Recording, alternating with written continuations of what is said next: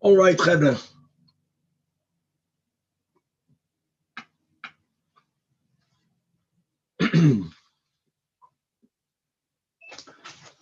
With the help of Hashem, we are learning Shekalim Daf Yud Tes.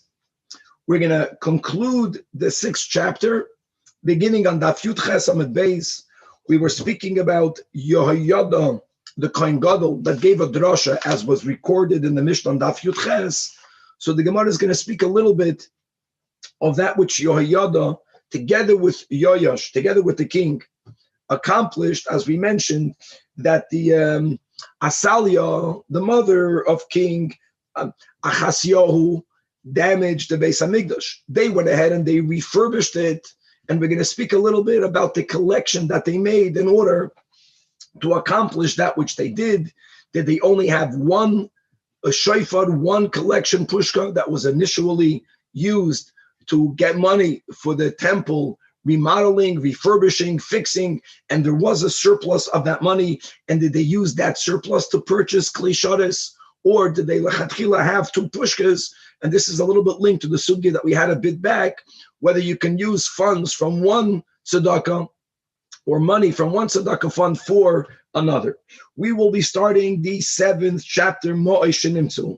After we described the 13 shofars that we had in the Beis Hamikdash, the question will be, this is going to be a very interesting sugya, what happens if money is found on the ground in between two of the 13 shofars?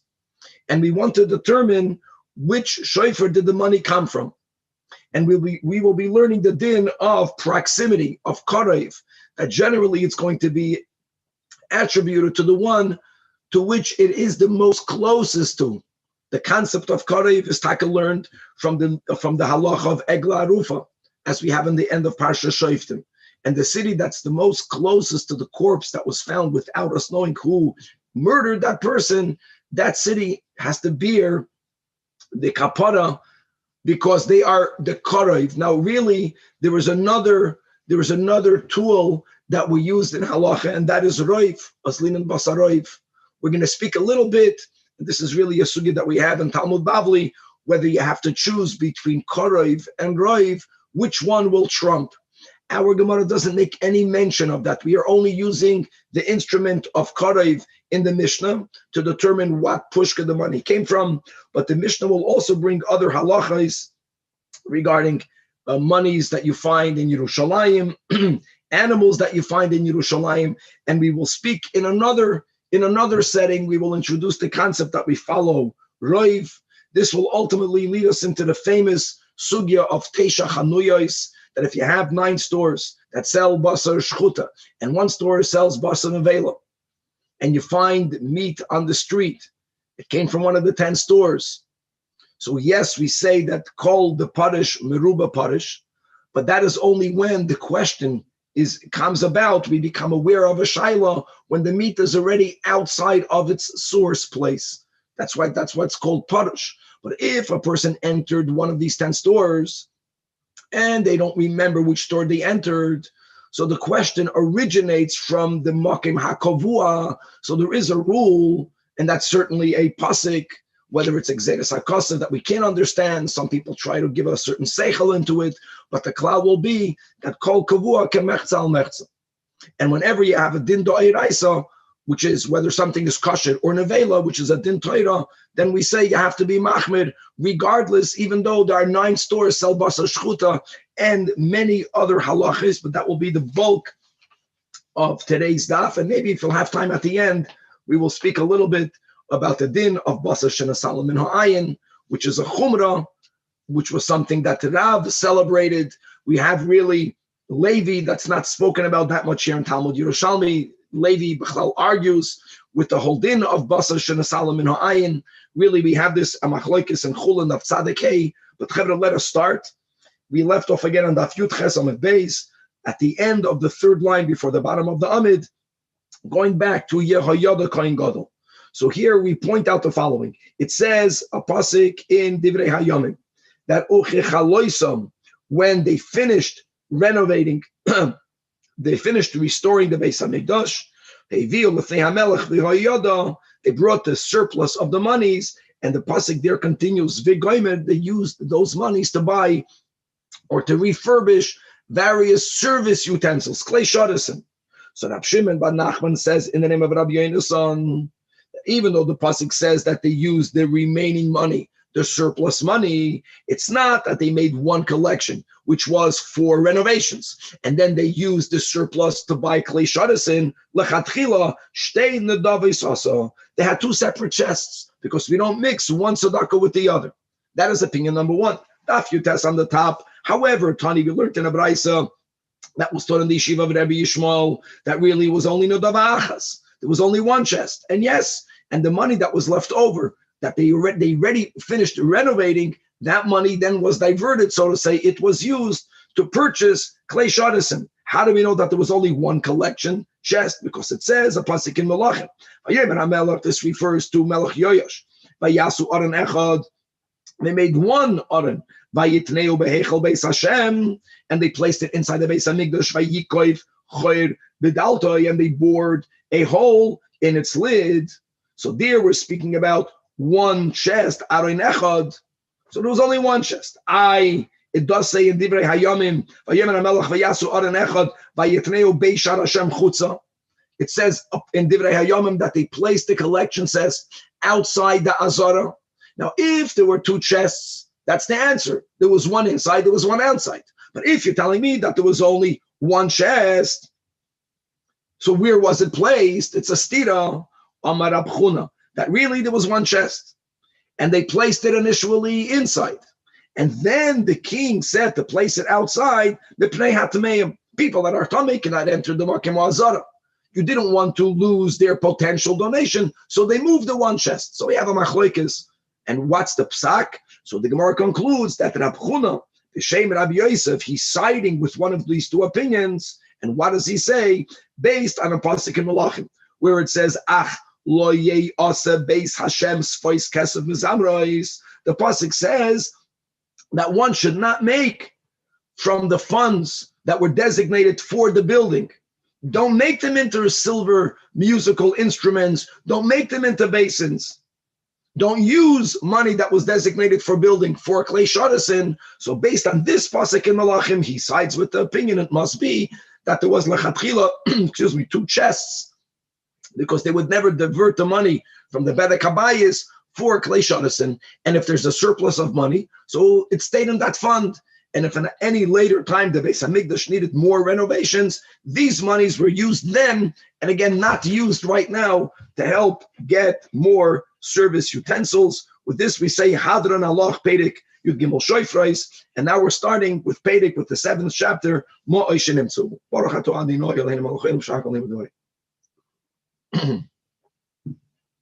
Okay, so the theme of the whole daf right now is going to be, how do you determine where something came from?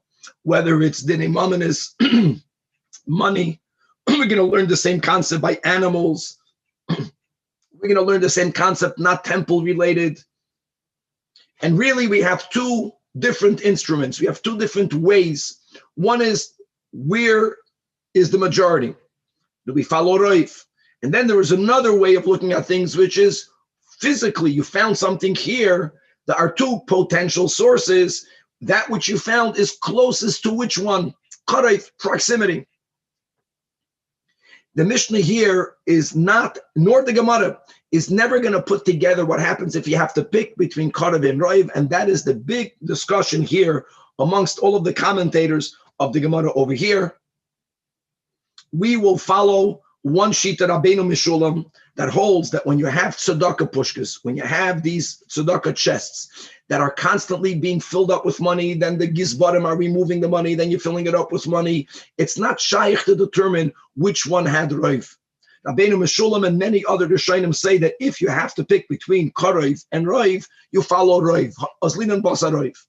However, when it comes to a tzedakah chest, even if at this moment one chest appears to be fuller, maybe when the money was lost, maybe when the money exited one of them, maybe the other one had more money in it. So you can't use roiv. So the only thing you have left is to determine which one is closer. So says the Mishnah.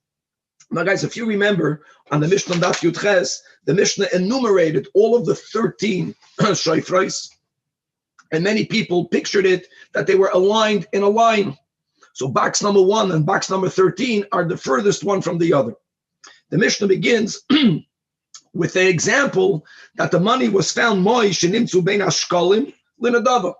it was found on the ground in between the shofar that was the tiklin. Now let's go to the first one, the tiklin chadatin. Tiklin chadatin was box number 1.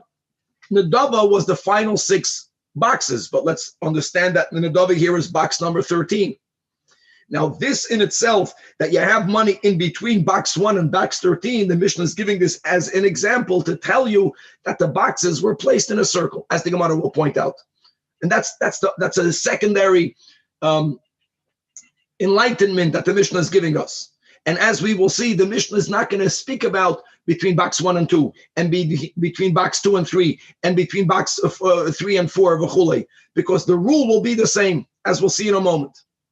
The Mishnah will give a few examples because each example has another chiddush.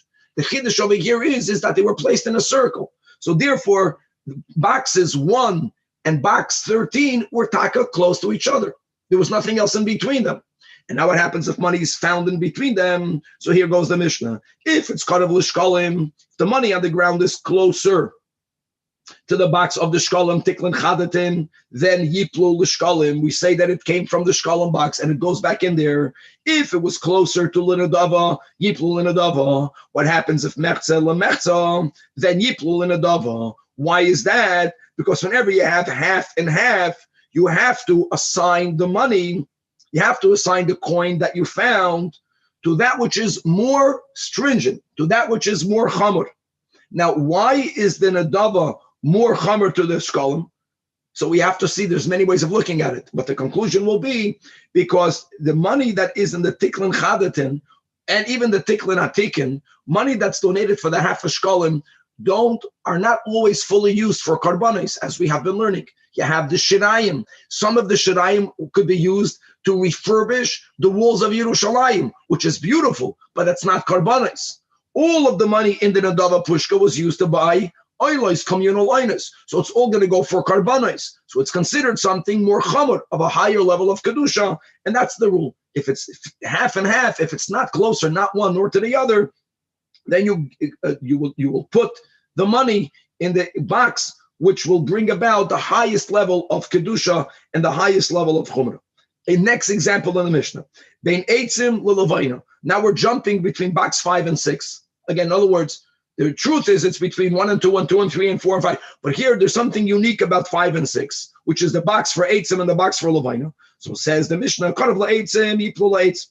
If it's closer to the box that's designated for people that donated money to buy incense, l'levaina, yiplu l'levaina, mechza l'mechza, yiplu l'levaina. Why is that? Why is levaina more chamur? Because wood, as the Gemara will point out, even though we consider the wood a carbon eitzim, but at the end of the day, the wood is used to burn other offerings. It itself is not the offering. Levaina is the offering.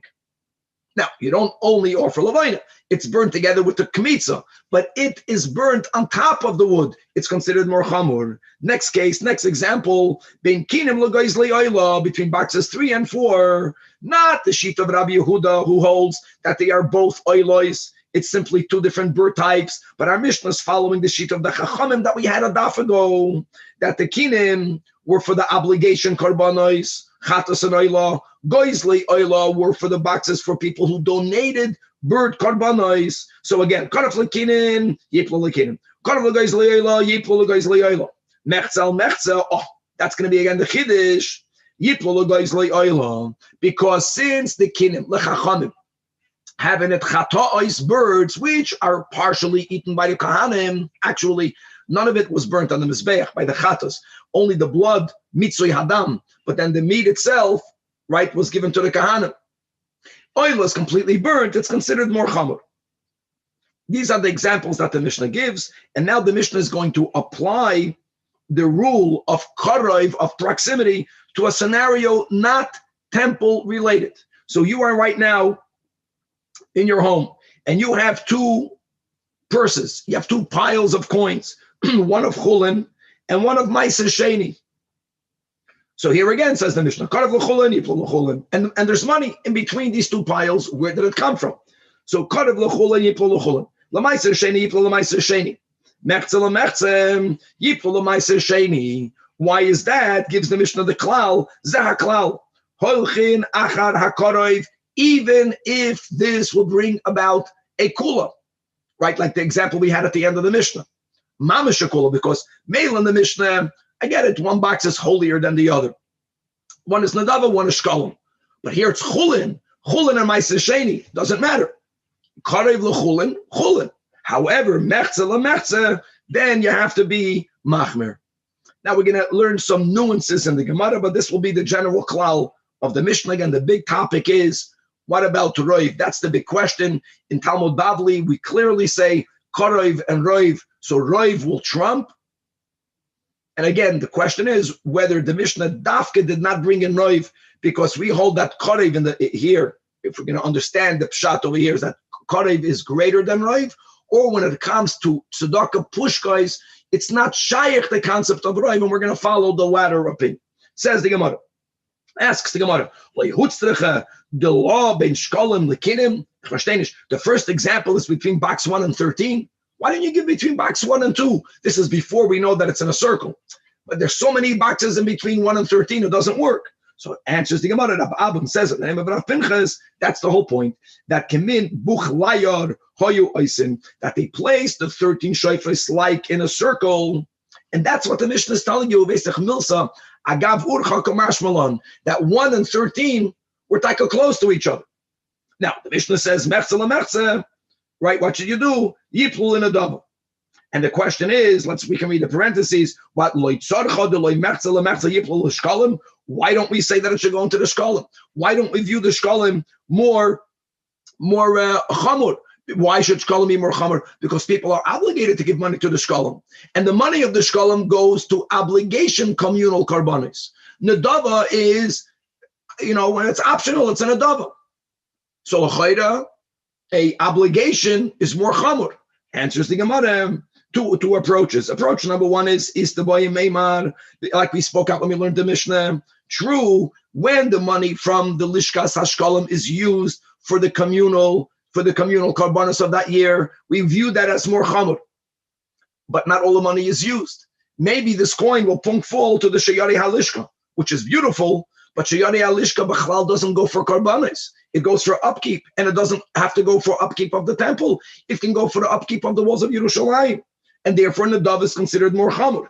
And is the Boya Meimar, Oid Yesh Loimar, that's the Lashon here, the Yerushalmi, a Gavaldike concept, that since the money is in between these two boxes, and you don't know which box it came from, so we view the money, Mechza LaMechza Kimisha Meis. What happens if a person designated their coin for the Shkalim, and before it was given to the Gizbar, the owner passed away? And let's just speak out another nuance, guys. We had this on that Vav Amid Beis. What is the rule of Chatoi Shemeisu Ba'alav? That animal should be left to die, and the money should be thrown into the Yam HaMelech, should be destroyed.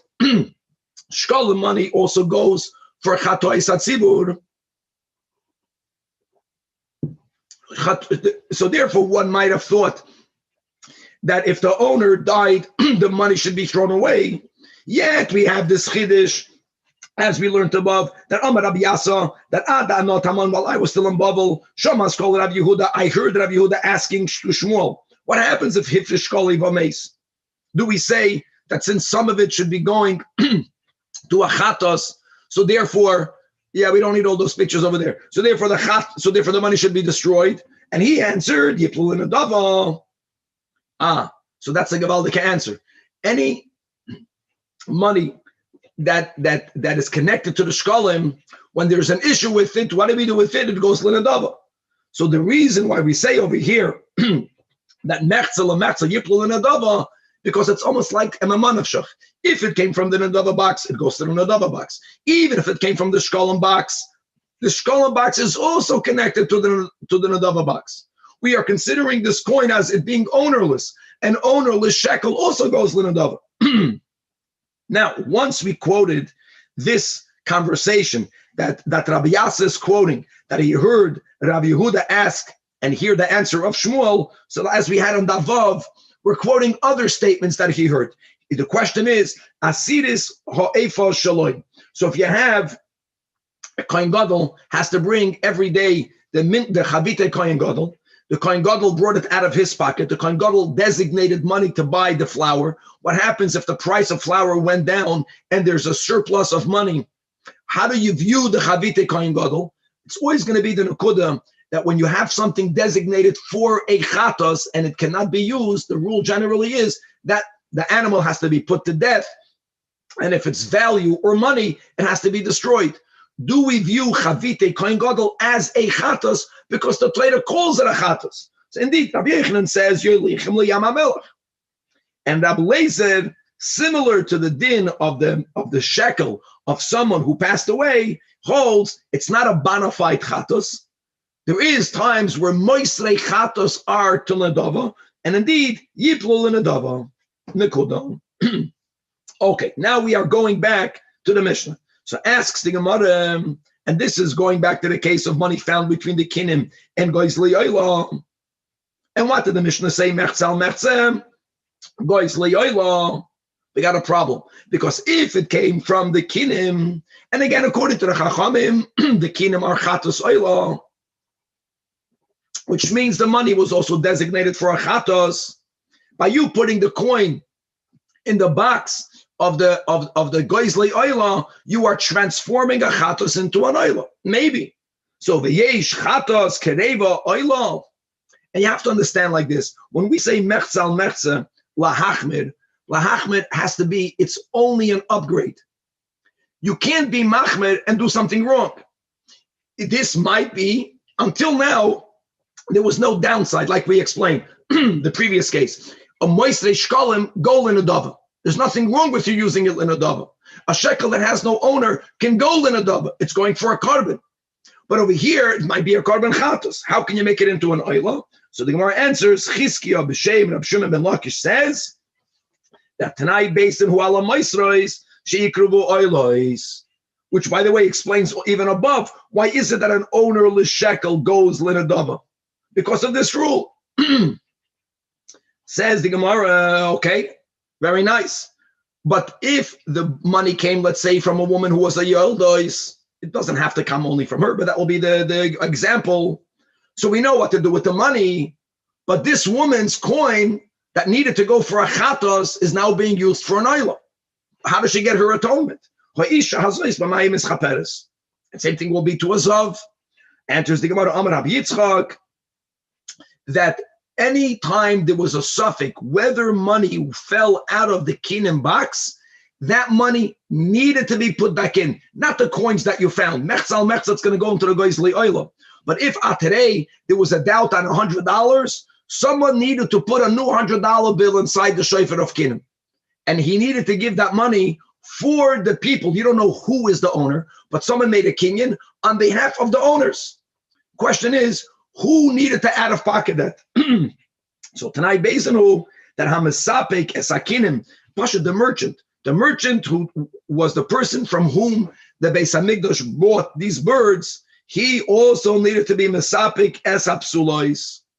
Gavaldik asks the Gemara, like Sarcha Deloy ben Ktoidis La'etzim, and really Ktoidis is not existent. We have to have the word Oila.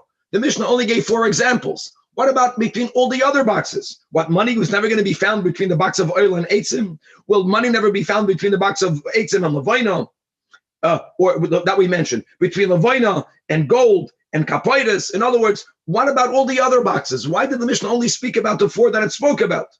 Answers the Gemara that really the rule we know. If money is found between any one of these 13 boxes, says the Gemara, that utin nisa b'soifa, the Mishnah taught you the din in the end. What did the Mishnah say? Zaklau, and if machza you are machmir. Why did the Mishnah have to speak about? Why did the Mishnah have to speak about the cases that it did? Because each one has a unique chiddush, like we spoke out. The first one is to tell you that it was a circle. The next one was to tell you that Levoin is considered more chamur. That's a chiddush. The next one is to tell you, as we also spoke out over here, that between kinin and goizli oila, that you are allowed to put it in the goizli oila, even though maybe there's a chatos here. We have to learn about the Tanai Bezdin. Chulin and Ma'aser Sheni is to tell you that we are lenient even to put it back into a chulin pile if it's cut to the chulin pile. Once we gave these examples, there's no novelty to teach anymore, and now we can apply the rule. We apply the rule to all the other cases. Continues the Mishnah with the same topic, but here we're speaking about money that you found lifnei soicharei behema, and here it's important to add in Yerushalayim.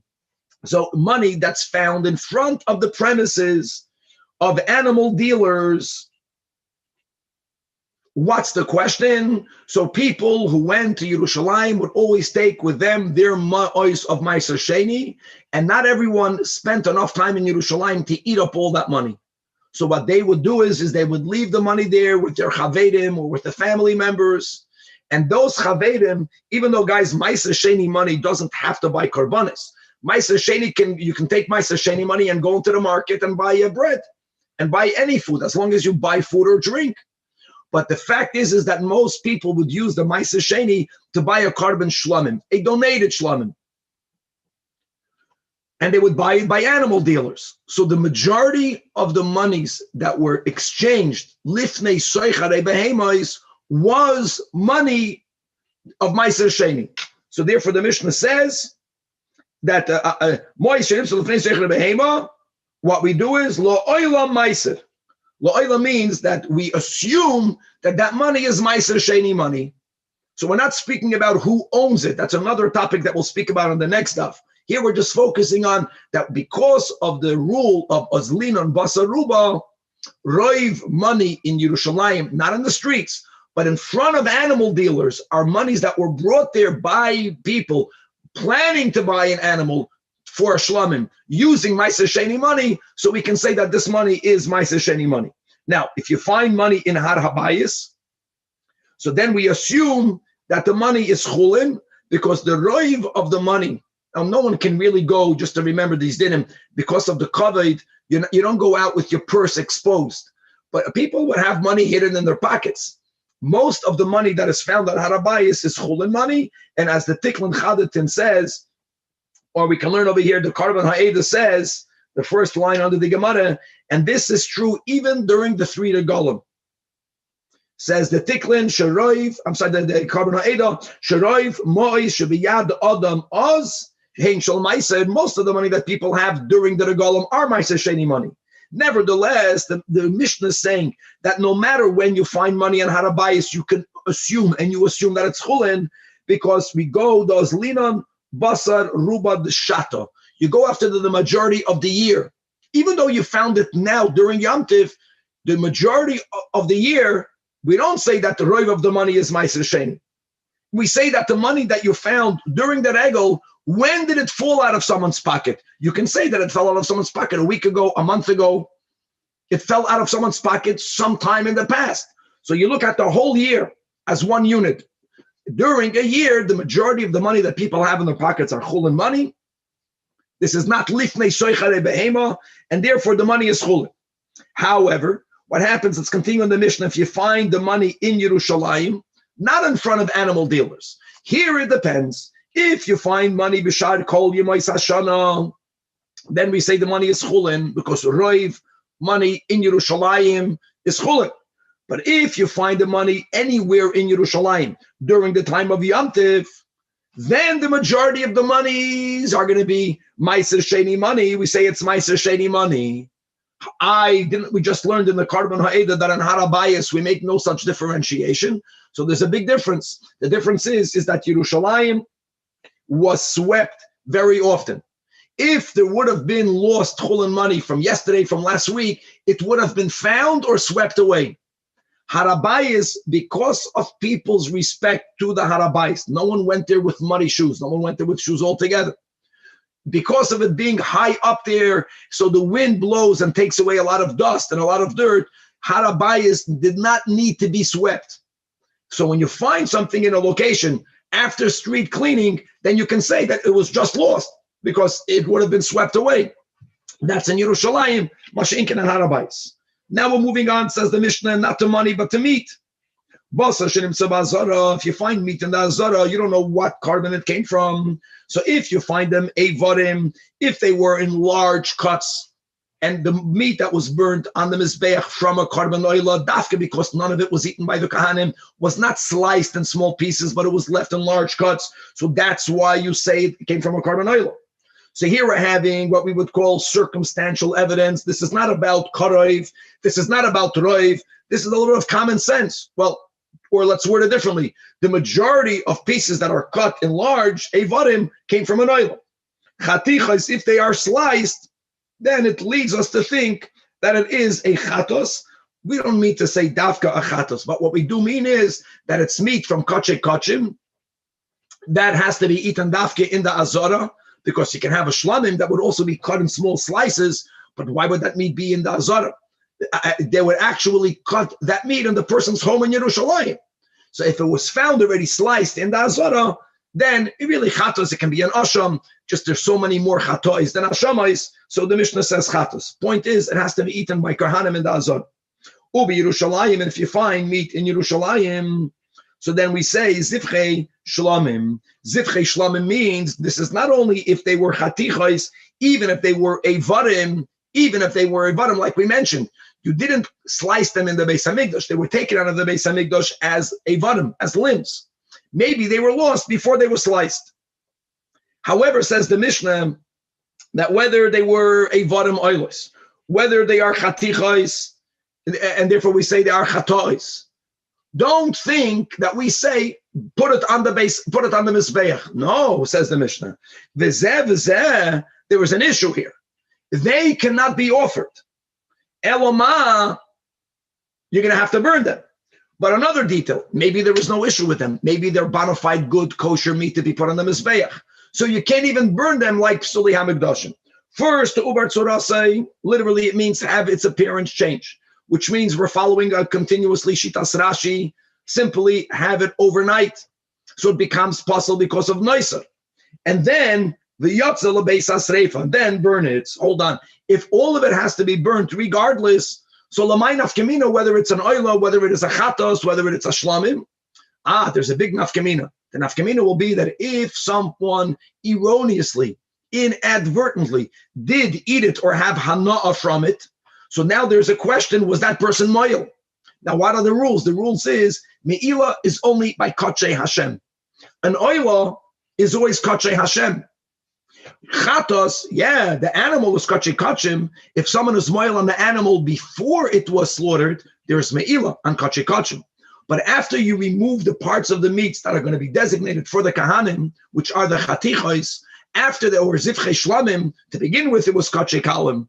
Yeah, the eivarim and the pedarim that are going on the mizbeach, for there is me'ila. But the parts that are designated not directly for God, there's no me'ila. That's why the Mishnah has to tell you, eivarim oilois, chatichos, chatois, for you to know whether you are moil.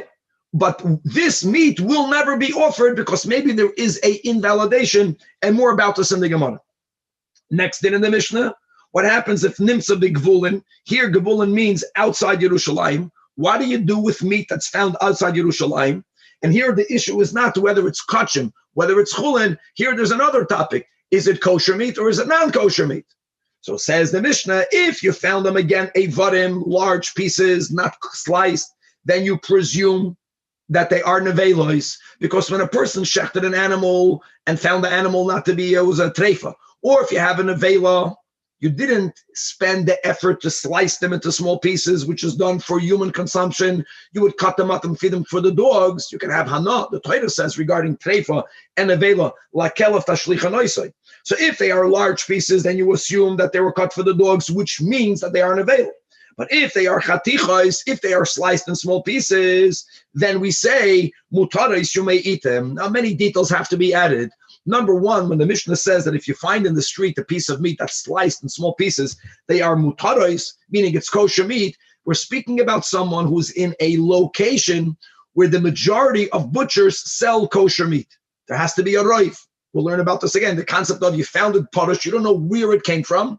If roiv vendors, not only vendors, roiv of the people that live in this area, if the majority of the meat here is kosher meat, then it is mutaris. And now there is the final detail, and the final detail is what about basar shenasalam in ha'ayin? This is the sugi we have in Chulin Daf Tzadikei. And again, it's important to remember that basar shenasalam in ha'ayin is a derabanan, and it's a machloikas between Rav and Levi. Levi doesn't subscribe to the chumrah of basar shenasalam in ha'ayin.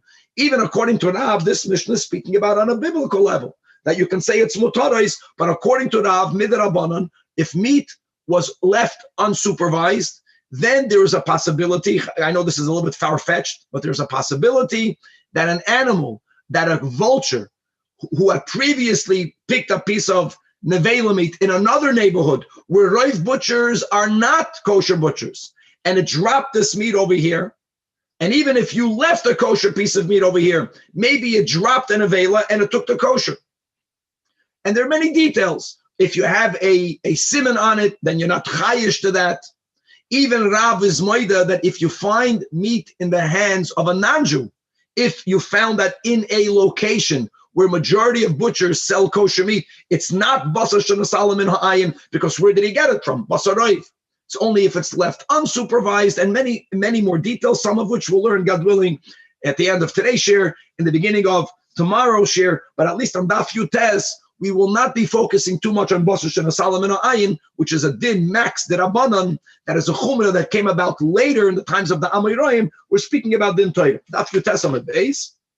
Now, ubishas haregel, again, you find meat during the times of Yontiv. That what's over there? Shahabasar meruba, that there's a lot of meat, not only meat in Yerushalayim. If you remember, we had the 3 seasons to do Ma'aser Behema. Dafka, for there to be an abundance of meat that even rabbinically is not called tevel. So because of that, we're going to say that even if you found meat that are in large limbs, avarim, we're going to say that they are mutaros. Because when did people cut meat into smaller slices? When there was a lack of abundance. When people had real abundant meat, many times they would prepare it in big pieces. And since roiv meat is not nevela, in a location where the butchers are selling basar shchuta, then when you find meat, and if you put aside the basar shenasalam in ha'ayin, it's amazing. Then you say, call the parish miruba parish. You have a doubt. Where did the doubt begin? When you found it out there on the street. If the majority of locations that provide meat nearby sell basar shchuta, then we say it is basar shchuta. Gavaldik, starting with the Gemara, asks the Gemara that leitzarcha, the law bahar habayis kasher, most of the coins, right, l'chayra, came that you find in harabayis. Why are you telling me that it's chulin? Adarab. Why don't we say that the money in harabayis, it came from gizbarim that had with them money that was already designated to be used to buy animals, and maybe the treasurer lost the money. And the monies in harabayis were designated for karbanis. So it should be kodesh.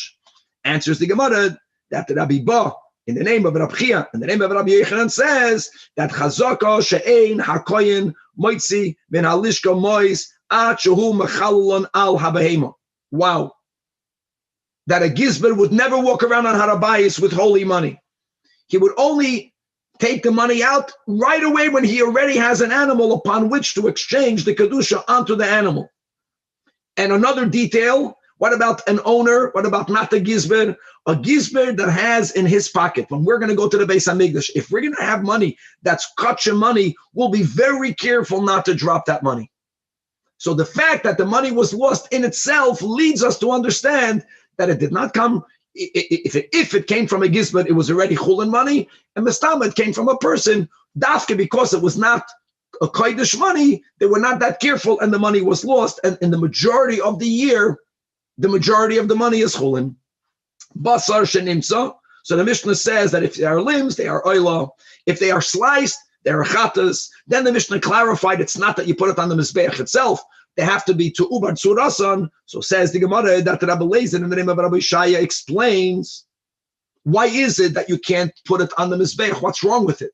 Now that you are following, let's go with the din of Roiv, that Roiv Eivarim in the Azara belongs to an Oila, so why didn't you put it on the Mizbeach?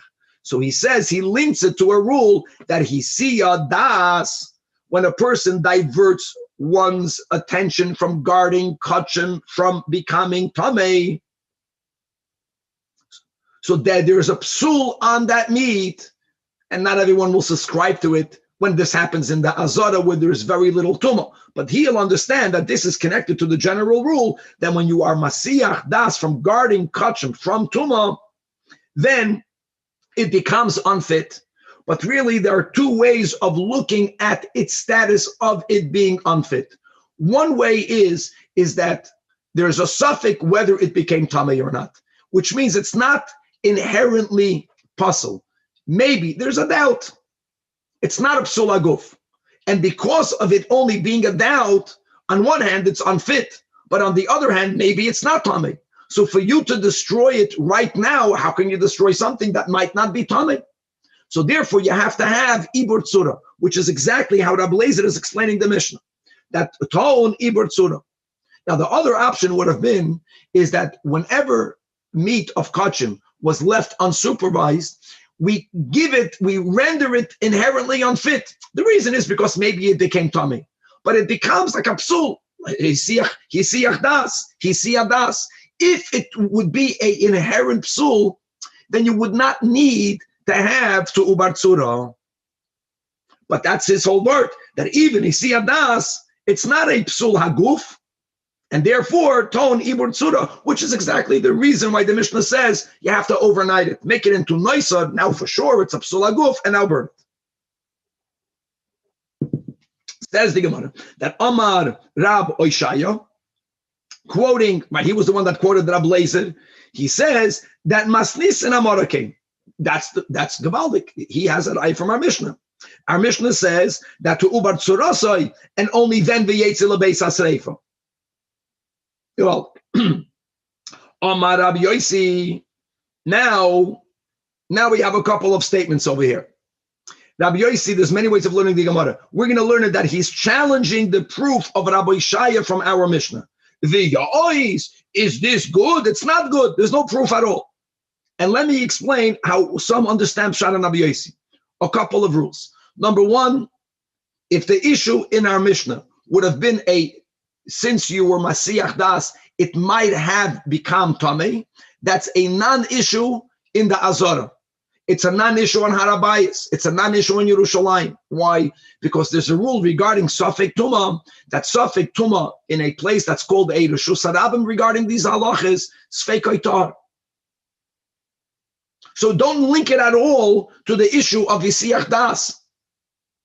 So indeed, there has to be another reason why in our Mishnah you can't use the meat itself. And why not? It must be la'achli ein ata yachoil.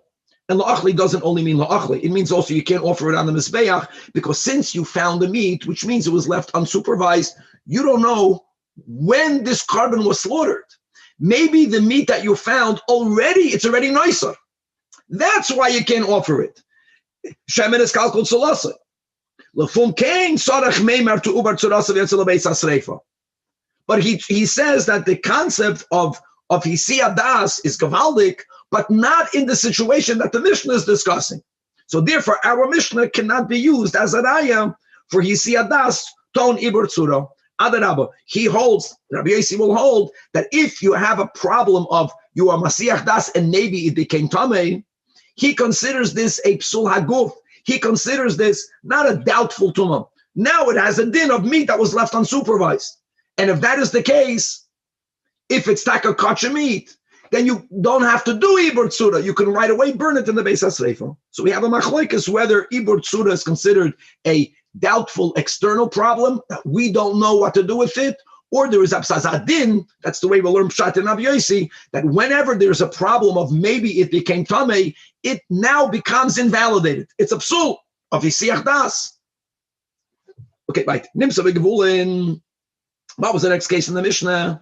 So the Mishnah taught that if you found limbs, then you presume that it's nevelas, because people normally, when they would have a nevela meat, they would not spend the energy and the time to slice them little. They left them for the animals anyways. The animals don't need to have chatichos. If you find it chatichos, that is a raya that it's basar shchut.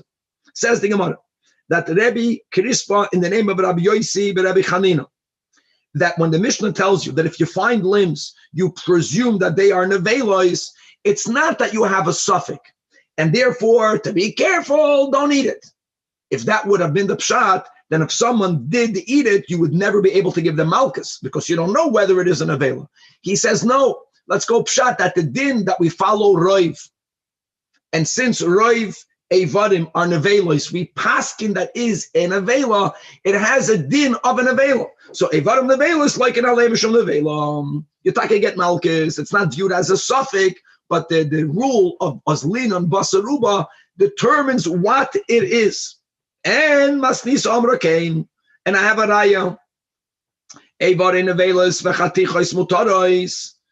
Our Mishnah, just like when the Mishnah says chatichos mutaros, that has to be certainly loy mamish. It's mamish. It's not mistama. No, the Mishnah is telling you that you can eat it. It's vadai. So when we put it together, so when the Mishnah says that evare are nevelos, or the kavasa evarim are nevelos, so to say mamish or vadai, meaning like malaya mishum nevela. Next day, Rabbi Krispa continues. Another statement from him. In the name of Rabbi Yosi Rabbi Chanina. Guys, remember this expression, Elu Mitzias? The first, for many people, this is the first Gemara that we learn. So Machzoire Sholdagim, Elu Mitzias is speaking about lost articles that have some on them, that don't have some on them. Machzoire means that they are strung together. So, and people would sometimes string together various fishes. That's in the Mishnah there. Here we're speaking about stringing together meat. So says Rab Krispa that if you have evarim, but if they are strung together, no one again spends the effort of stringing various limbs, if not for them being kosher. So that is, and roiv, at least the roiv were kosher. So yeah, evarim nevelos is without any other sign, without another detail which adds to where this came from. But if it's machzoiros, then we say that it is mutaros. Why? Because roiv meats that are strung together are kosher.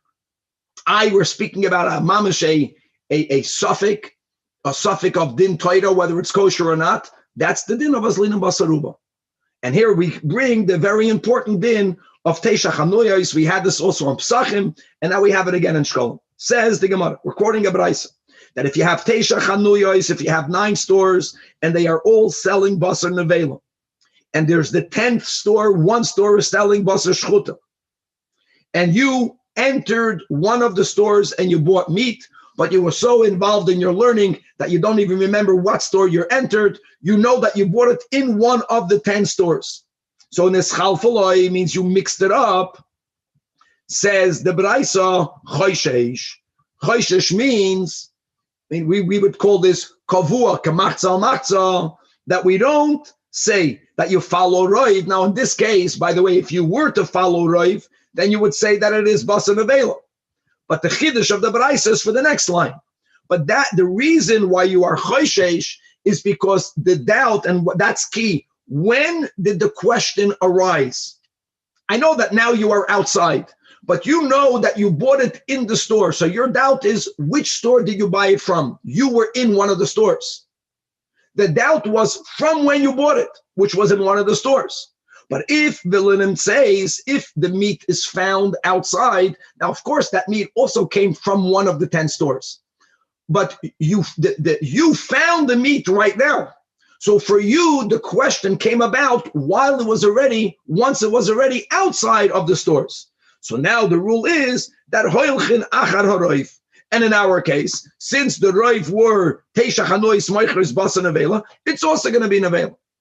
But then Gemara continues quoting a Braisa that gives you the opposite case. No, we're not machmed. We are following these rules. Same thing will be that teisha chanois moichris basa shchuta. 9 of them sell basa shchuta, and 1 of them sells basa nevela. So here again, if you entered one of the 10 stores, you just got mixed up.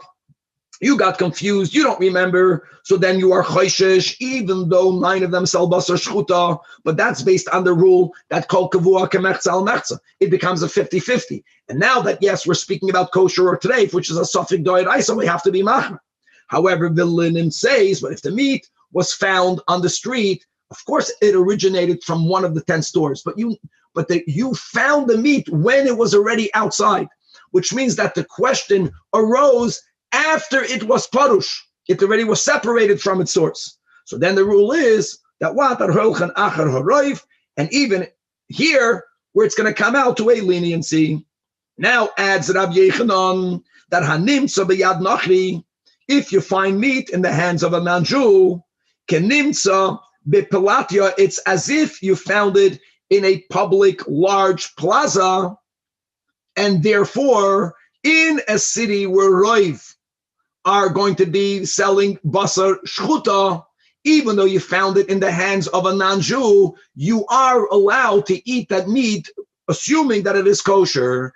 And as we have in Chulin Daf Tzadik Hey, this is important, even l'shitas Rav, that has the issue of basar shenasalam min ha'ayin, basar shenasalam min ha'ayin, the Gemara says, does not refer to meat found in the hands of a goy.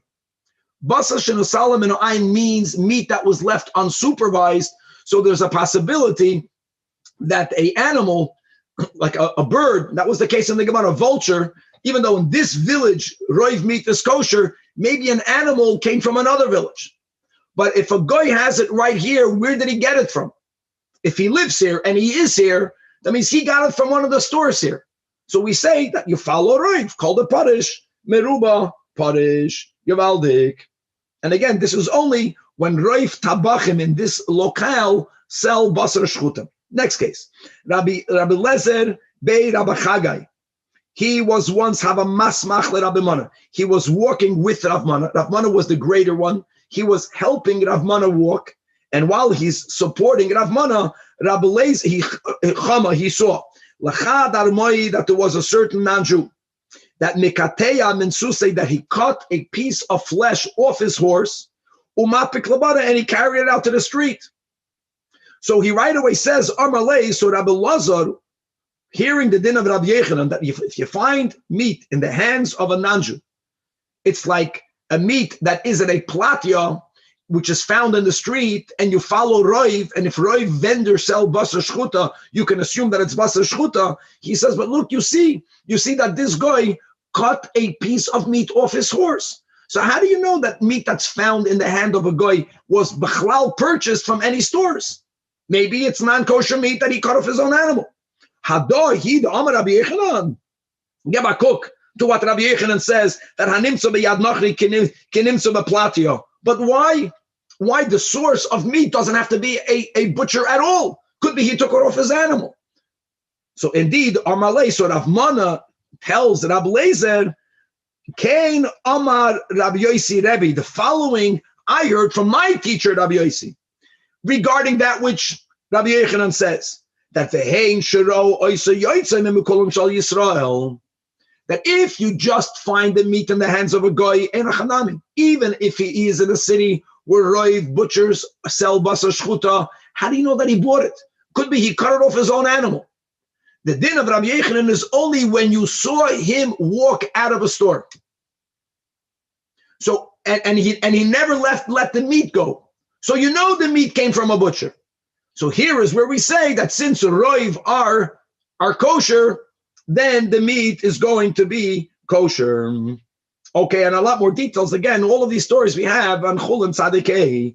Vaiter Chad Banash B'Tzipoiden. There was a person in the city of Tzipoiden that also ba'ai mizbun kupat min tabacha. He wanted to buy a piece of kupat, a fatty piece of meat from a certain butcher. And this potential client and the vendor, they were not chavedim. And, you have a store, you have the right to refuse doing business. And the vendor didn't want to sell it to him. So this potential client didn't just walk away and go to another store. He wanted to buy that piece of meat. So what did he do? So there was a Roman, there was a guy there. So he tells the Roman, I'm giving you money. Do me a favor, go into that store and buy a piece of meat. And indeed, Va'isale, the vendor didn't know that the Roman is buying it on behalf of his enemy. And this client couldn't just walk away. Now that he had the piece of meat, kosher v'yosher, he walked back into the store, and Amar Lane, he tells the vendor, he tells the butcher, you see, loinosvis al karche, I forced you to sell it to me. You didn't want to sell it to me, I outsmarted you. Now, he was not going to be won over. So Amar Lane, so now the vendor tells this Yid, who they were not chavedim, you didn't outsmart me, I outsmarted you. What, Valav Basa Nevela, you obviously? What do you think? When the Roman walked in there, I'm allowed to give to a goy tray for meat. I gave him Nevela. Now, this is already a very important topic. Again, all this is in Chulin. And that is, whenever the meat market, whenever the butchers have a non-kosher meat, which happens because everything was fresh then, they would shecht it then. If something would be treifa or nevela, they would have to make such an announcement.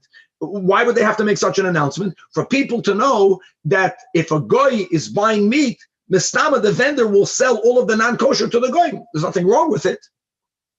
The fact that no such an announcement was made, and now he's telling this enemy, what do you think? I sold them bas and avela. How does that affect the reliability of him?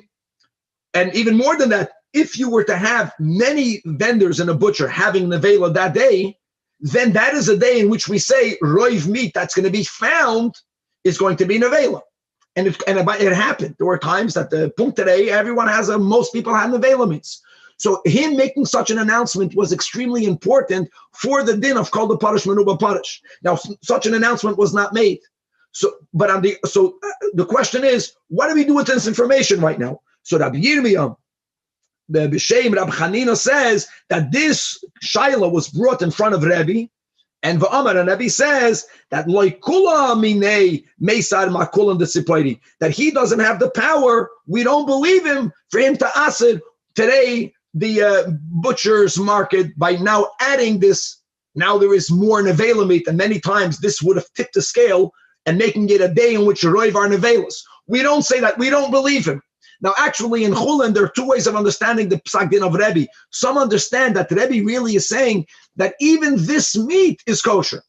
The fact that the butchers did not announce prior to the story that they had nevela meat, we go with the presumption that every day that someone shechted an animal and it turned out not to be kosher, he would right away announce that I have today a non-kosher animal. Again, it doesn't mean that all the meat is not kosher. Adarab. It just means that you know that this butcher has nevela, which means you know that if a goy buys meat, for sure he bought the nevela meat. If you find meat that was parush, then you have to know, is it roiv kosher, is it roiv treif?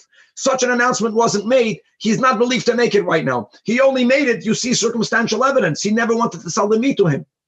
Now that the Jew outsmarted him, he did not want to be outsmarted. So he said, I gave him the nevela meat, but we don't believe him. That's the way we'll understand Pshat over here. And that meat itself is allowed to be consumed because in a makoilin of Yidden, when announcements are not made that there is treifa meat, the presumption is all the meat is kosher. Let's stop over here and we'll continue at the end of the Amid with the Chumrah of Rav, Benegea Basar, Shana Salamin Ayin, and many stories of Rav, God willing, in the next stuff.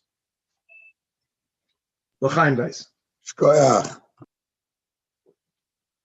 Wow. All right, guys, we're almost finishing the Masech already. How was that?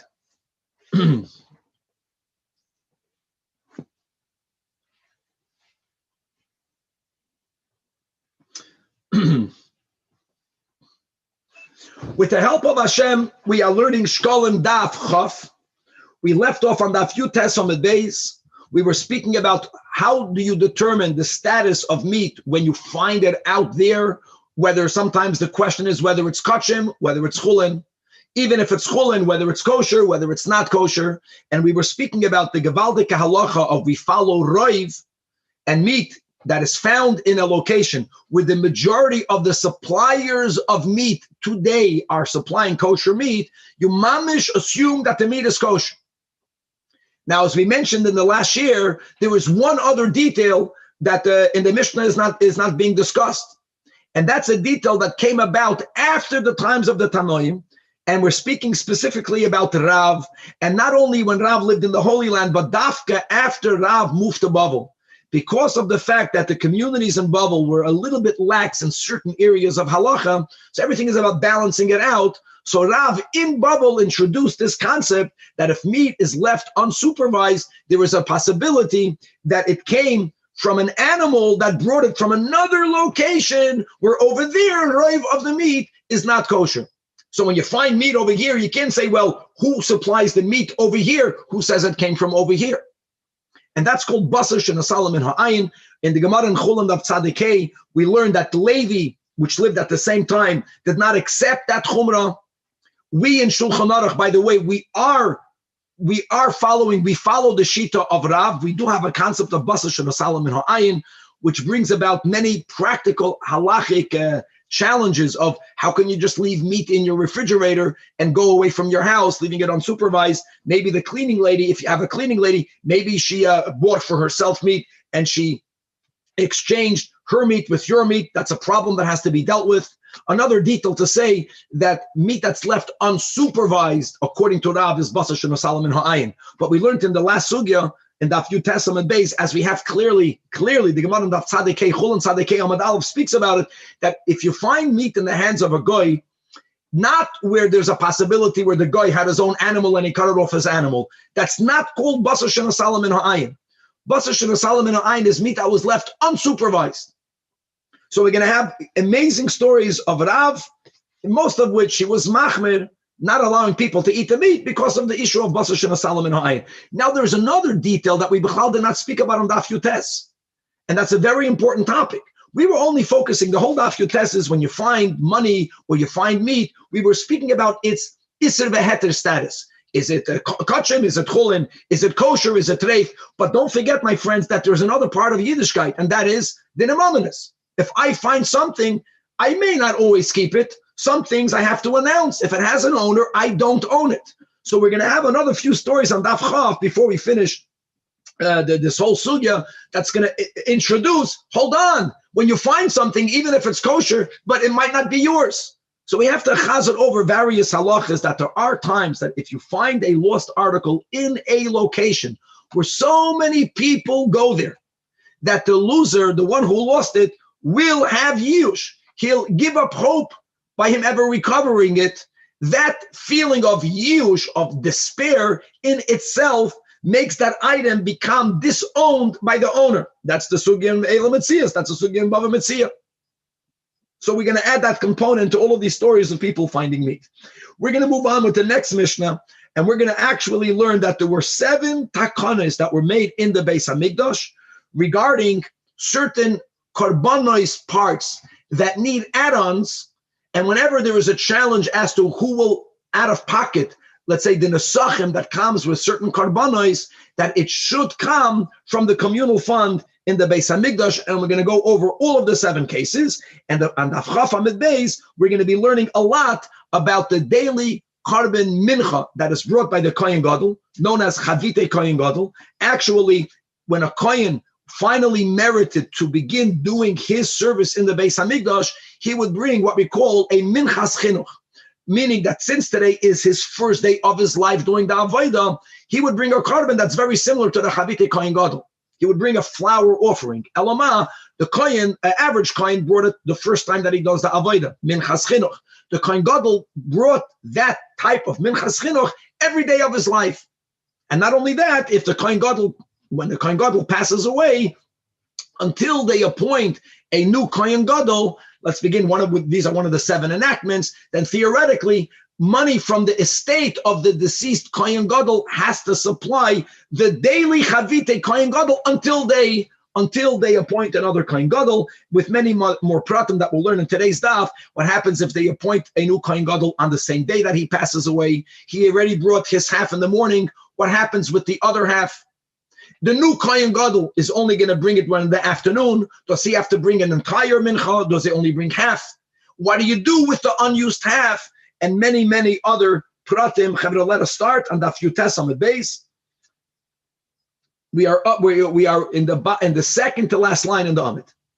Says the Gemara that Rav nachas letamad, when Rav descended to Babel, because of the fact that Chamsun, that means he saw that they are Mekilin, that the communities in Babel had certain leniencies, and many times you enact a rabbinic chumrah, not because in this specific case we are worried about something. When you see people are taking halachis very leniently, then you have to fix the breaches. So Rav brought about the following chumrah, v'chamar aleihan.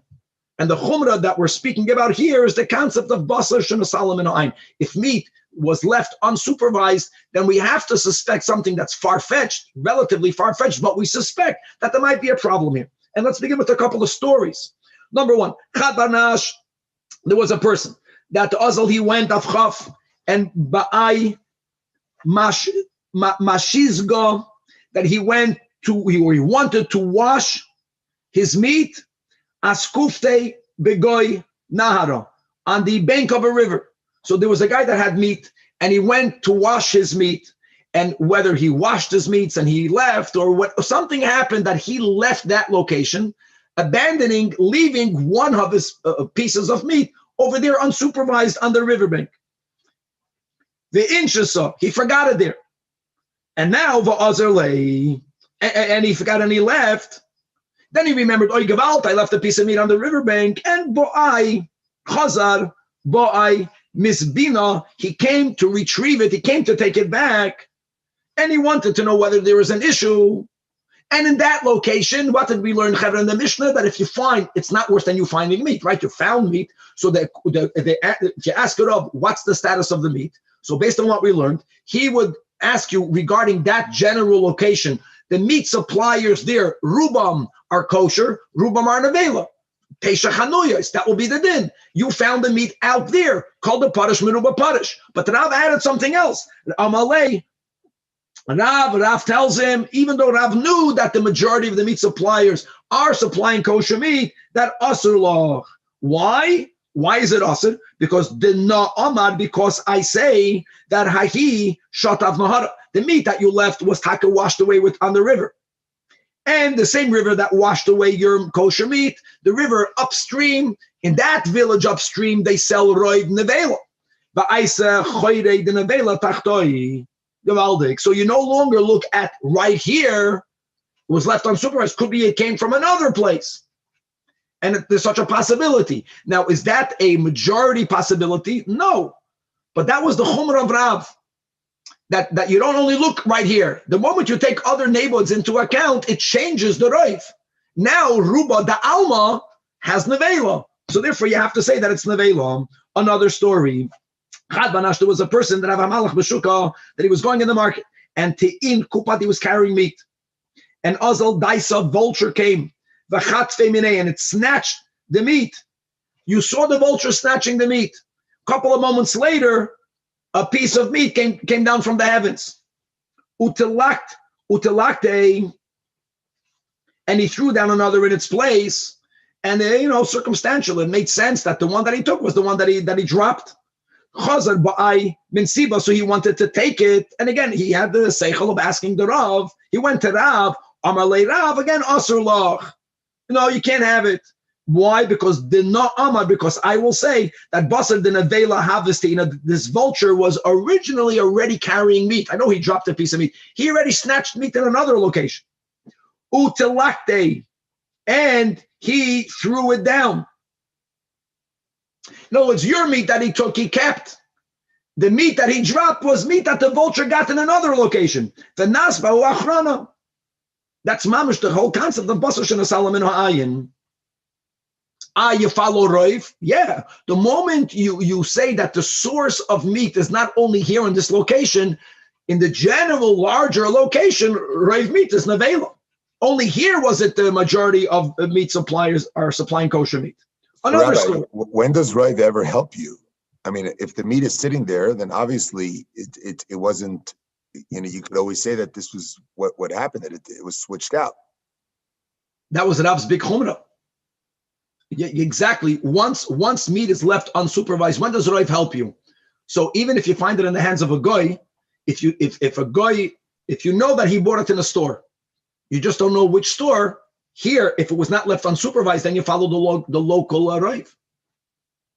Roiv helps you when it was not left unsupervised. But if it's in the hand of the guy, then you wouldn't say he went into the store. Then you would go by the rive of the store. So you would never do the merca. You would not do merca. That doesn't bother me. You would only do the merca if you yourself got confused. Okay. Says the next story, Gnai Shatav Zikin, that Zikin are wine jugs. So the Gnai River washed away these wine skins, these jugs of wine. And again, the Gemara doesn't say, obviously they washed up a little bit down the riverbed. So they disappeared for a while. Same thing with meat, same thing with wine, and something similar washed up. So also of the Kumei, Rabbi Yitzchak ben Rabbi Lazar, and Va'amar, and he says like this, that Yechakmun Shapoya Kitrohain, let the wine pourers examine their knots. In other words, if there is a siman that they can say, these were the wineskins that we poured wine into, you can rely on that. By the way, the same thing is with meat. If you remember in Chulin that they would cut the meat in a triangular, they would cut the meat in a certain way. They would make a mark that would be their siman, that this did not come from another location because other locations don't cut the meat or they don't tie the knots on the wineskins this way. And that is enough. But if you don't have that siman, so here you have Rabbi Yitzchak ben Rabbi Lazar subscribe to the concept of Rav of Nisalam in Ha'ayin, then you have to look at the much larger area and it changes the Rav. Another story, that Nekunika Ishtekach, that a container of wine was found. Where? In the Kanishta, in the Shul, in the city of Buli. Also of the Kamei Rabbi Yirmiyah. So here he said like this, that Amar Yishakmun, so Koiraya, these Nekunikas, they had certain red dye, that a certain red dye that was painted on these containers. So he says that let the ones who paint the red dye, let them come and check Avida Taihoin. Let them check their own work. If they can say, we painted this container, Yidden, then you don't have to worry that it's Yain Stam. If they can't tell you for sure that this is theirs, even though it was lost and found in Buli, so what? Even if in Buli most people are Yidden, so what? Maybe someone brought it from out there. Right. A roasted kid, again meat, was found where Isratya in the streets, the Gufta, and Vihitiru Mishum Shnei Devarim. And here, when they asked the Shaila, they gave a heter. And here we're not only addressing the concept of meat that's left unsupervised, but here finally we are introducing dinim ominous. So there are two reasons why they allowed the finer to consume that roasted sali, that roasted gedi. Number one, mishum etziyah, and number two, mishum roiv mahalchei derachim. As we'll explain, mishum etziyah. In other words, how can you keep something? Maybe you have to announce it, and this definitely had a siman, but the Tani we learned in a Braisa that even if what you lost is something that has a sign, nevertheless, if you lost it in a place where it's not only avud from you, but it's avud from everyone, it's a very busy location, or if you find it something in the hands of a lion, which means the owner, even though he has a siman, but when a lion snatches something from you, he has you, she despairs of ever getting it back. Or miyad hagayas, if soldiers go through a village and they just pillage as they do. Even if what they take is something that if a normal person would have found it, he would have announced it and you would have had a siman. But when you saw the guy is taking it, you abandoned hope of getting it back. Or mishunas hayam, from a surge of the sea. Or mishunas hana'ar. It's avud nikol adam. Guys, we're going to learn this above Metzia. Or if you find something on an Nisratya Gedoyl in a very large highway, or umiplatya Gedoyl in a very large plaza. So the rule is, Harei elu shaloi, whoever finds it gets to keep it, because of the rule of Yush.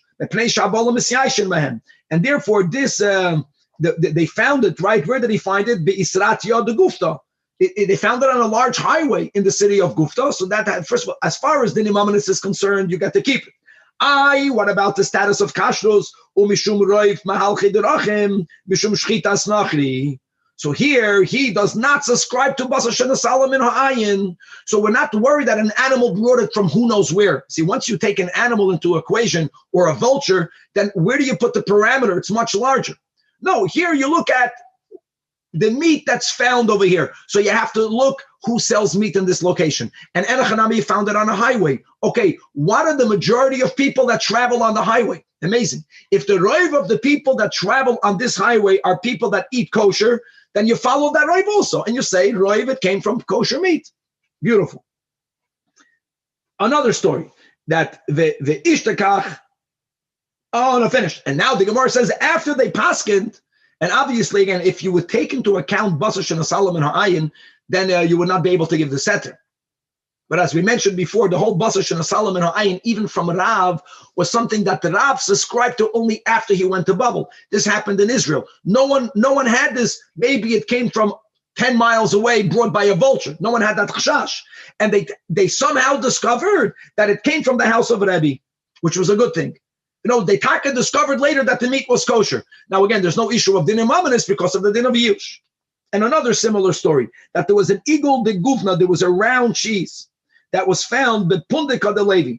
It was found in Levi's lodgings. Now, Levi did live in Babel, but the Baal Pluta, the one who argues with Rav regarding this whole Basar Sheva Solomon Ayin, my friends, look in Chulin, is Levi. Levi never subscribed to that. So in his property, they found cheese. And they asked the Shiloh, can the finder keep it? So here again, the Hitirum, there's an issue with who does it belong to, Mitzadini Mamanis, nor is there an issue with Gevinas Akum, as we learned in Avodah Zarah, that Gevinas Akum, like Yayin Akum, is problematic. We don't have to worry about that. Both because of the laws of Mitzvah and also Mishum Reiv Mahal Chiderachim. And here we speak it out again. Mishum Mitzvah, the Tani we learned in Abraisa Hamatzal Miyad Gayos. Here the order is in the reverse for some reason. Umiyad Tuari, or Mishuna Sayam, or Mishuna Sana'ar, or if you find something in a large highway, Misrati Gedoyla, or Umiplati Gedoyla, the rule is Hadei Elu Shaloi because of the din of Yush. Let's go to the din of Kashru. What about din of Kashrus? So again, you found it in a lodging, which is important. Lodging means you can't just say who lives in this neighborhood. No, who goes to the lodgings? People that come from other areas. Fine. So you look at the other areas, but if the majority of the people that come to this hotel are people that keep kosher, I don't care where they came from. Roiv are from kosher. And you found it in the lodging. You found it when it was Parish, called a Parish, Miruba Parish. And you don't suspect of Gevinas Nachri. Now, again, if you would be chayish to Basar Shena Solomon Ha'ayin, then it would not be enough to say that the Roiv Mahal Chiderachim keep kosher, because maybe it came from some other place. But Levi Bechal did not subscribe to this. And indeed, they found out later that it belonged Min Rabbi Loza Rabbi Yosi, not Dinim Amanis, it was Yush. But they found out Taka that it was not Gevinas Nachrim. Says the Gemara, Omar Rav Mana, Kumi Rabbi Yosi, I don't understand. You are telling me that if something is found in a location where it's so busy that the owners despair and the finder gets to keep it, but I see that when a big tzaddik finds an article even in such a location, he does announce that he found something, waiting for its owner to come and give a siman. Hold on, so why are you telling me that there's no issue? I see that they behave, that they look for its owner. Armalei, to which Rav Mana tells, Rabbi Yosi tells Rav Mana that at ein havisa mashkach loy nasbas, right? Would you not take it if you were to find it? You would know it. You are allowed to keep it. Adarabba, your father, Rabbi Yoina, lo yamar came. Elo Amar Halavai, Fakert, he said that Halavai, when he finds a lost article, Kad Nashkach min Piyusa Ulagoy, I should find it from a place of the intersection where it is already in the status of a Srat Yegodoy life. I hope that if I find something, I find it in a place on the highway where we apply the rule that there's Yush, because it's Avad Mikol Adam. So don't confuse the behavior of the Chachamim that they still make such an announcement. It's not because Me'ikar Adin you don't get to keep it, because there's a sin. The rule is correct. If an article that has a identifying mark, but if it was found in a location that is very busy, we say the owner had Yush, and you get to keep it. Afilu came, nevertheless, that Ashkach v'leinosif, your father paskined that you get to keep it. But when he found such a thing, he didn't keep it because he behaved lifnei meshuras adin. So don't prove from the fact that Chachamim, when they find an article, no matter where they look, they say, I found a lost article, hoping that they'll get a simon. It doesn't mean that that me'ikir adin, they don't get to keep it. No, yiush affects that the owner loses his ownership over this article. The finder gets to keep it. Elama, if you want to go beyond the letter of the law, then fine, the Chachamim do that, and they announce, hoping that their owner will come with a simon. Okay, further. Says the next Mishnah that Behemoshin says Yerushalayim va'ad Migdal Eder. Migdal Eder is a location near Beis Lechem. If you find an animal within Yerushalayim and Migdal Eder, or Uchim Midasa L'chol Ruach, take that same distance of Migdal Eder to Yerushalayim and circle Yerushalayim from all directions with that same distance. So here we're following the din of Roiv. So we say that if you found a zecharim, a male animal, oilos. Now, hold on. We got a problem here because a shlamim can be a male or a female. A oila can only be male. The Mishnah is saying zecharim are oilos, and if you find a nekeva, then we say it's zivchei shlamim, and that's something that we will have to further clarify in the Gemara. It's not the way it sounds, but we'll leave that for the Gemara. Rabbi Yehuda Omer, I want to add something else. That if haroil psachim, if you find an animal which is either a goat or a sheep, and it's male, right? B'nei shana, within the first year. So then we say that it's a psachim. Koidim l'regel lamed yoim. Gevaldik. Now, I just want to remind everyone that towards the end of Psachim, in the 9th chapter, we had another din. There we had a machlokes tanoim, whether you need to have at least one of the original members of the group part of the chevra eating the Pesach. And according to that Tana, you can't use it. But you have to remember that. But as far as we want to determine what type of animal it came from, so we are continuing with the concept of here, roiv, and roiv animals of that age and that type within 30 days of Pesach were animals that were designated for a Pesach. But Shoina continues the Mishnah. Now we have an animal, right, that was found, and it's now being brought, right, the way we're learning Pshat, it's being brought La'ayla, being brought L'Shlamim, being brought L'Pesach. What happens if the animal that you found has to come with Nesachim, with the flour, oil, and the wine, as many animals have to come with the Nesachim? So maybe Nesachim. So since the finder will get to bring the animal for him, he's going to bring it as an oila, as a shlamim, but for him. So you tell the finder, fine, the out of pocket, you have to bring your own nesachim. And that is the ikir hadin. However, but then when people heard that if you find an animal, it doesn't bother you that you don't get to keep it for your own pocket. Fine. If you find an animal within this parameter of Yerushalayim, you have to presume that it's a carbon. Fine. And you bring it. But if you have to out of pocket the nesachim, people may believe they didn't find it. They ran away from it. So because of that, this is one of the 7 enactments that is kino based in shiur nesecha boim mishal tzibur. That if the animal is a lost animal that you are bringing because you found it, then the nesachim will come from communal funds, and this will at least guarantee that people won't abandon these lost animals, and they will be brought on the mizbeach. And indeed, Amar Rab Shimon, Zayin Devarim Hiskinu based in, that there were 7 such enactments, all regarding how add-ons should come from the temple's treasury in order to prevent a michshol from happening. And this is one of them. So we're going to use this as din number 1. If you find a lost animal, Bein Migdal Edel and Yerushalayim, aside of knowing to determine what type of animal it is, what type of carbon it is, the nesachim, if it has nesachim, will come from the tzibur. Din number 2, a goy can send karbanis.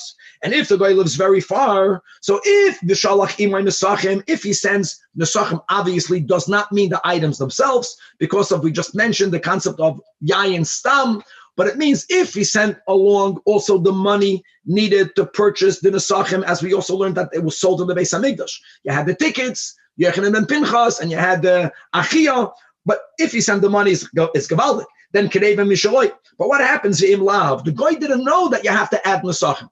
If the guy would live nearby, you would go to the nearby. You would tell him, Reb Goy, you got to give extra money for the Nesachim. but he lives in Medina Hayam. It's going to take too much time to get to him. It's too difficult to get to him. So then, Kerevin Mishal Tzibur. So they determined not to bring the carbon. No, you bring the carbon on behalf of the guy, and the money for the nesachim shall come Mishal Tzibur. Then number 3, the ger. And we're speaking about a ger who, after he converted, did not have any children, which means that halachically he has no heirs.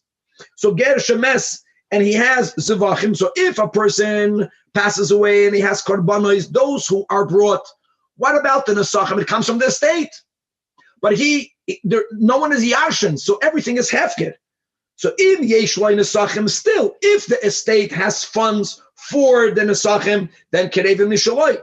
But the imlav, if all he left was the animal, which was designated as a zevach, then kerevim mishal tzibur, it comes from communal funds. Then number 4, v'tanai bezdinu al kohen gadol shemeis, and this is already going to go into a big part of today's daf. If a kohen gadol passes away, and they did not yet appoint a new kohen gadol, as we will see that there are different opinions. Originally, the chavite kohen gadol has to be brought every day is no debate. God is going to get that flour offering every single day. The question is, who will pay for it? So our Mishnah says that part of the 7 enactments is shetehei minchasei kereva mishal tzibur. Now the question is, and not from what? Not from not, we'll see as a machloikas tanoim.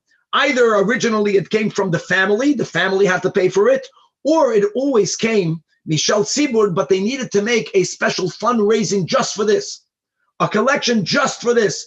And they enacted that don't make a special fundraiser just for this. People won't give money to this. It should come from the already communal funds. Now, Rabbi Yehuda says that no, he disagrees with this enactment. It doesn't come Mishal Tzibur, but Mishal Yarshim. It comes from the heirs of the Yarshim.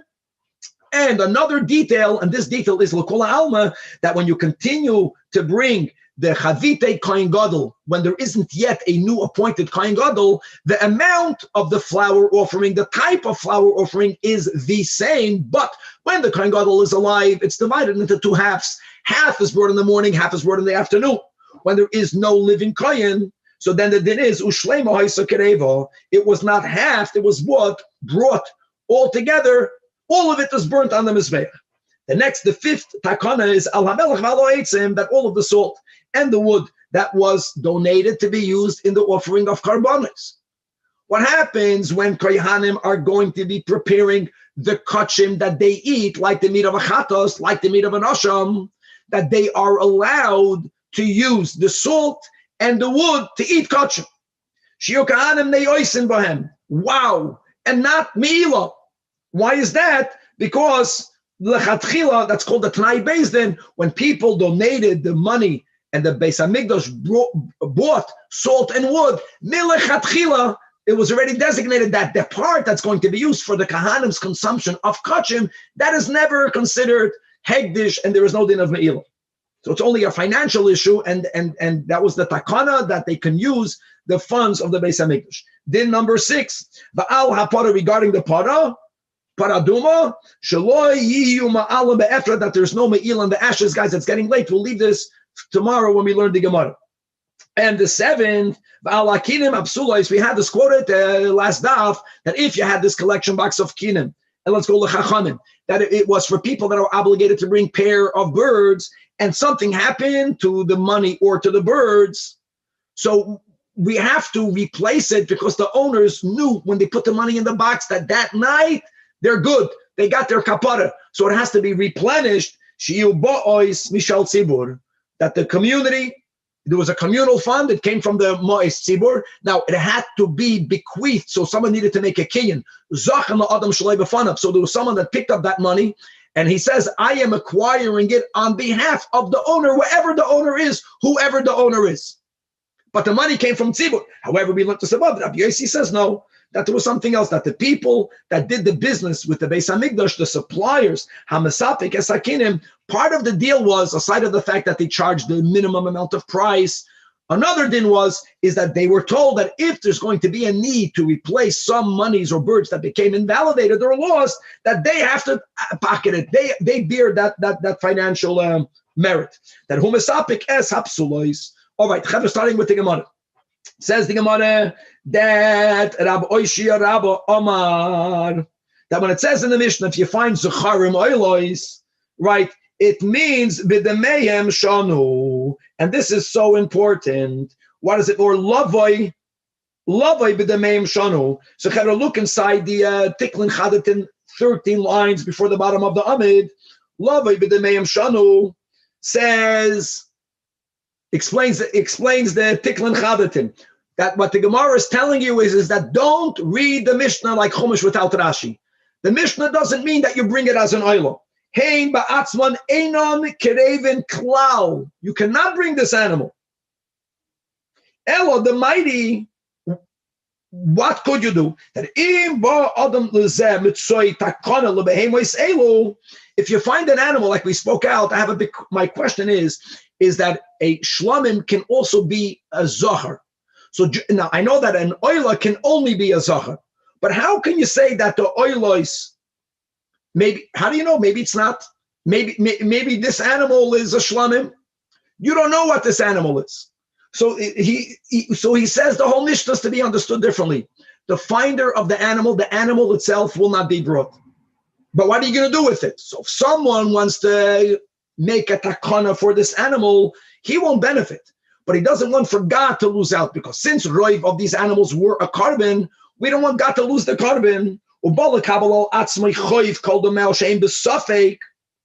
don't know what it is. You don't know what animal type, what carbon it is. But you want to redeem the animal, and you're going to be magdish its equivalent value.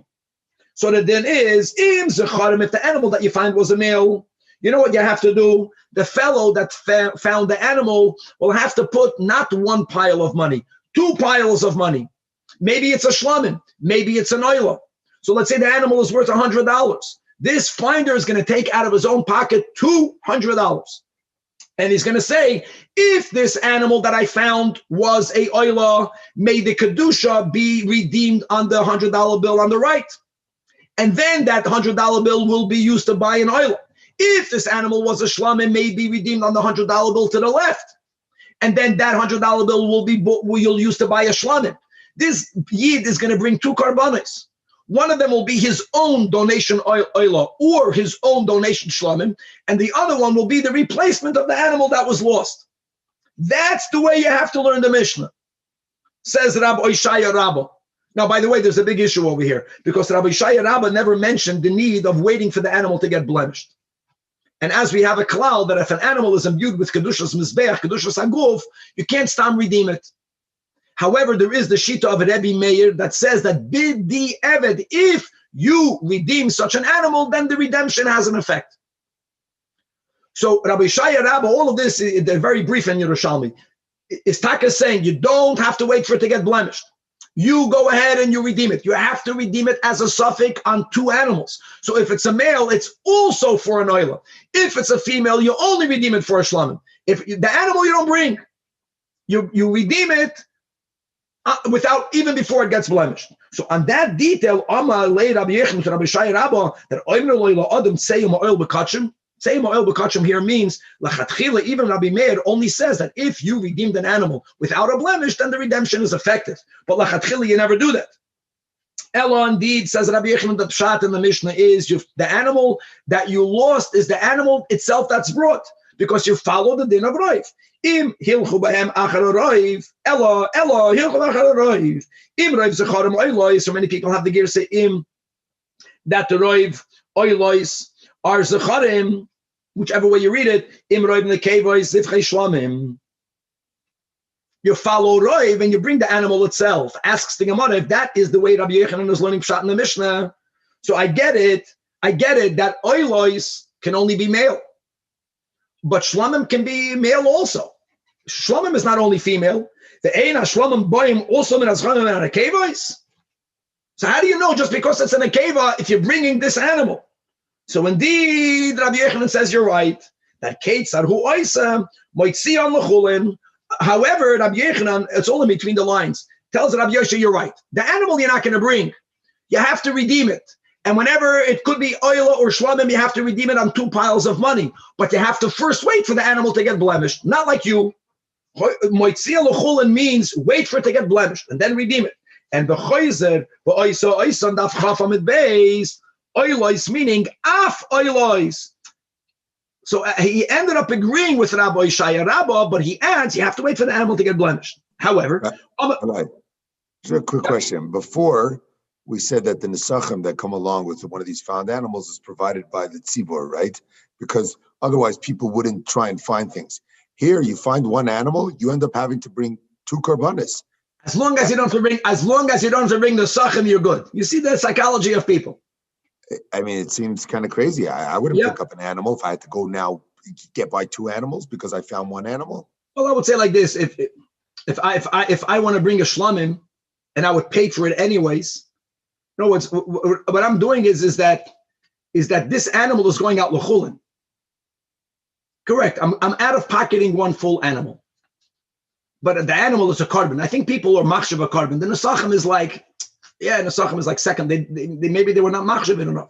So you find a random animal, and now suddenly you're on the hook to bring 2 korbanos. I don't know. No. The guy the one who would take the animal was someone who was planning to bring a carbon anyways. And if the one who found it will always have to bring the own nesachim, then no one would take it. Okay, weiter. Amar Abzidi, a third explanation. Again, that the animal that you find is brought as an oiler. Why? Just like we said in the earlier Mishnah, that there's a concept of Tanai Bezin who alamisarais. That what? That and the surplus is brought as oilois. Kain at mar ufachi azoizak on oicheda. That it's a Tanai Bezin who alo avudais. That even if the owner lachatchila designated it as a shlamim, it's a built-in pre-verbalized by Bezin, not by you. That if this animal is going to get lost, that this animal will become an oilah. You're changing a designation. Are you allowed to do it? So he says, I'm not changing a designation. The Tanai Bezdin is that from when you brought the animal, when you bought it and you made it into a shlamim, lechatchila, it was a built-in Tanai that if this animal will get lost, retroactively it's an oilah.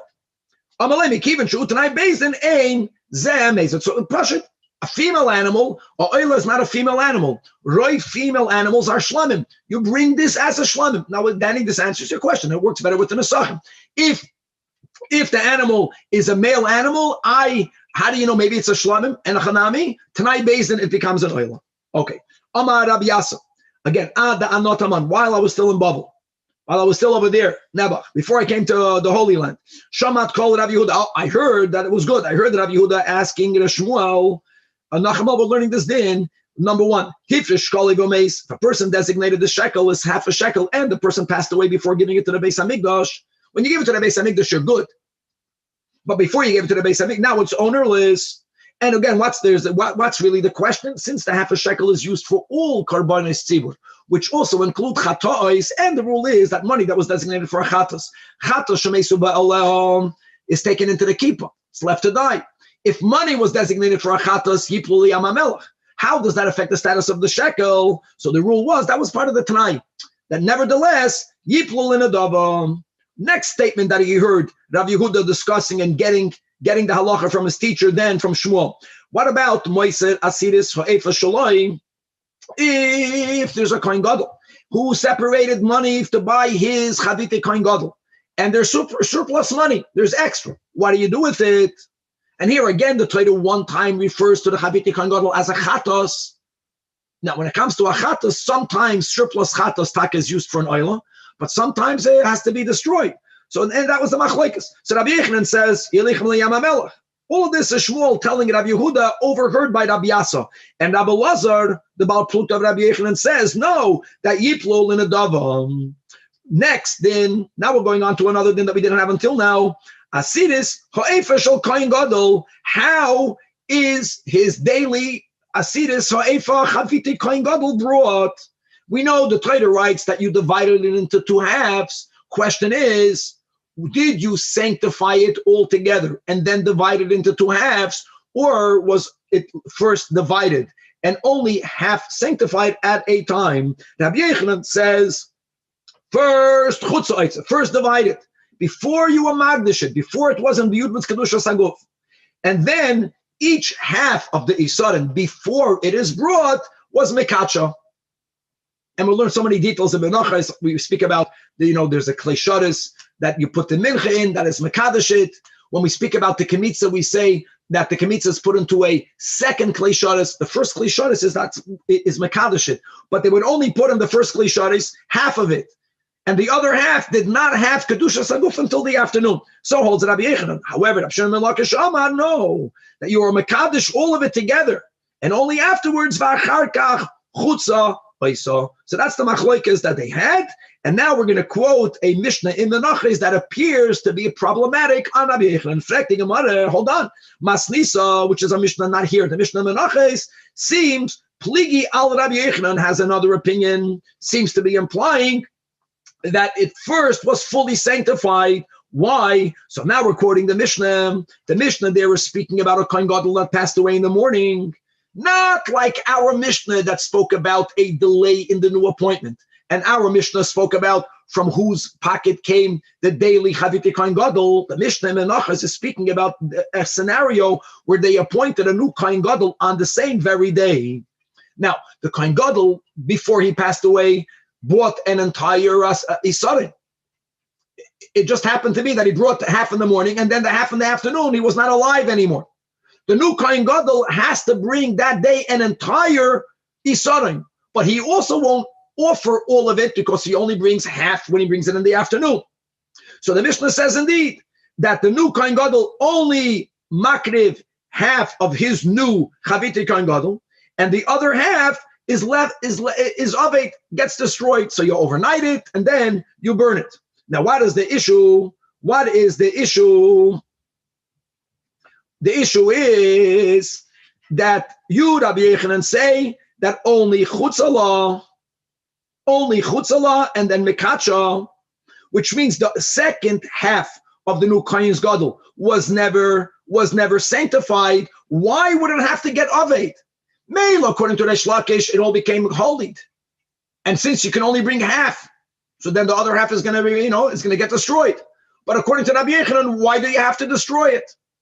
So the Gemara answers, it's Rabbi Yechanan l'shitase. What did we learn before? That if there's a surplus from the money of the Kohen Gadol, Rabbi Yechanan, not Rabbi Lezer. According to Rabbi Yechanan, it goes to Yam HaMelech. In other words, it's going to get destroyed not because it was imbued with kedusha saguf, because it's like surplus. Answers the Gemara. Pasalo, he answered, the Gemara continues. Now, Masnisa pligi el Hashem Elakish. Now there is a Braisa that elaborates the Seifa of that Mishnah Menachos that now will seem to contradict Reish Lakish. Why is that? Because the Mishnah Menachos continues making a point that Nimtzut comes out that Shnei Chatzoim Kerevim v'Shnei Chatzoim Avudim. It's like we mentioned, the Kohen Gadol that passed away, he passed away after he brought his half mourning. His second half is destroyed. The new Kohen Gadol also only brings half, even though he has to designate an entire Risarim. So the Mishnah makes as asikum that it's not only that the half of the new Kohen Gadol gets destroyed, there are two halves that are destroyed. That is the Mishnah. That's not a problem yet. However, the Tani Allah, Braisa, elaborates on that Mishnah and says that Nechza Rishon u'Mechza Sheni, to Ubar Tsurasan, you can't right away burn them with Psuli Hamikdashim, but you have to wait for them to be overnighted, for them to have a change in appearance, and only then V'yetzu L'beis HaSreifa. The question is, according to Reish Lakish, why will it need Ibur Tzura? Something that has Kedusha Saguf, my friends, but it is unredeemable. Something that's unredeemable, it's called a Psul Begufay. Something that has a Psul Begufay does not need to have Ibur Tzura. Since there is no kedusha in it, which means theoretically you could redeem it. Elamar Rabbi Yechanan holds this din that surplus of chavitim have to go to Yam HaMelech. Fine, but since it doesn't have an inherent psul, so it makes sense that before you throw it to Yam HaMelech, overnight it, at least overnight it. But according to Reish Lakish, it has kedusha and it can never be redeemed and should not even need to have Ibur Tzura. So the Gemara says indeed that Parsalah Kirab Yishmael, that Reish Lakish is going to say that Beraisa, Taka, I don't hold of that. However, Rabbi Yishmael holds that when you bring the Isaron into the Beis Hamikdash, you have to be Mekadesh all of it right away. I who say Mekadsha v'achar kach chutzala, I follow Rabbi Yishmael. That Braisa doesn't. That Braisa clearly held that it wasn't fully sanctified, because if it would have been sanctified, you would not have to overnight it.